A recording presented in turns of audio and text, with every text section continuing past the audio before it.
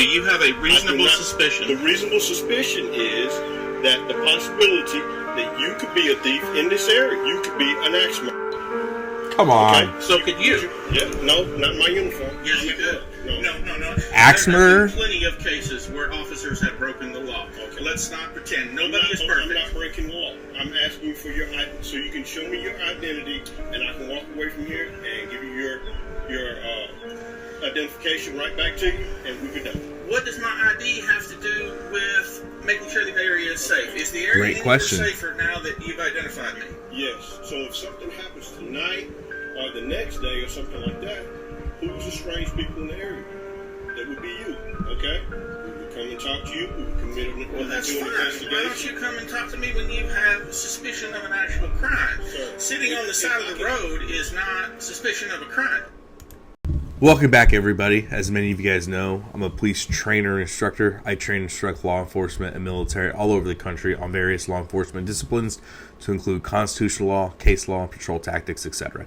And so here, it's very clear we have the officer doing the "I'm doing an investigation" speech. We hear it all the time. And as many of you guys know, and I have it on the screen here for you, in order for a law enforcement officer to detain and compel identification, they need what's called reasonable or articulable suspicion of a crime. And that is based upon Brown v. Texas, 1979. This is established Supreme Court case precedents, so this isn't exactly new.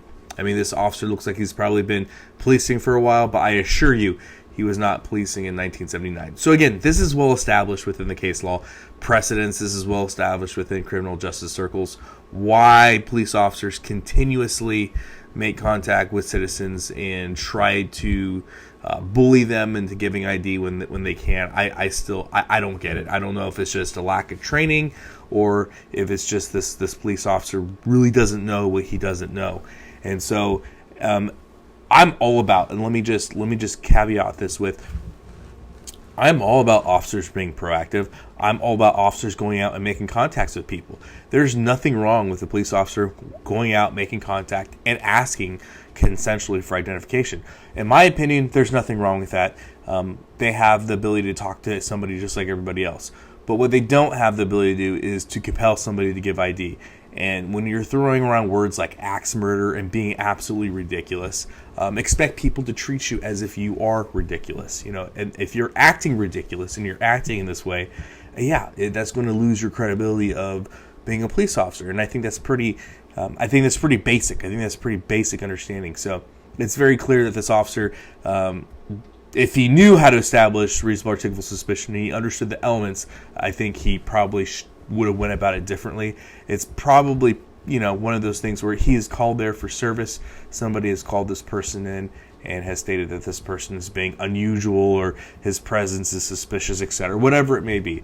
But again, if the officer does not have reasonable articulable suspicion, him going around in circles and talking about axe murders and potential axe murders is kind of ridiculous. And then from an investigation standpoint, as an investigator, as somebody that's on an investigative task force, I think it's really interesting that, this idea that, well, since you're suspicious, and if there is a crime, we can come back and talk to you about it later. It's like, well, okay, if you were that worried about it, there were other means that you would probably go about looking at to get this guy's identification. If you're really that worried, if you're really extremely that worried and you think that there might be a crime that has occurred or will occur in the future, it's clear this guy isn't going to give you his ID. So, if you're really that worried about it, Kansas v. Glover allows you to run the license plate. You have a body camera on. I'm sure you're recording what he looks like. I'm sure you're recording the car.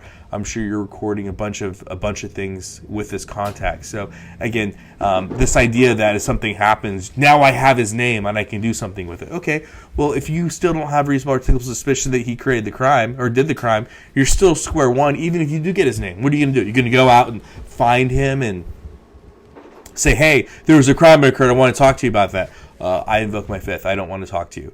Okay, well then you're in the same spot as you were before. And again, this idea that somehow giving your name is going to make the area safer or a safer place.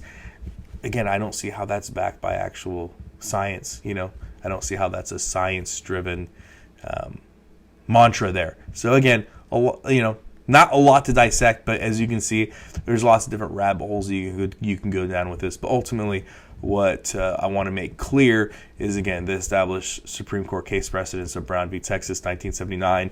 And I will caveat this, and I know this is a very unpopular opinion, don't really care, but, again, I think officers should be proactive.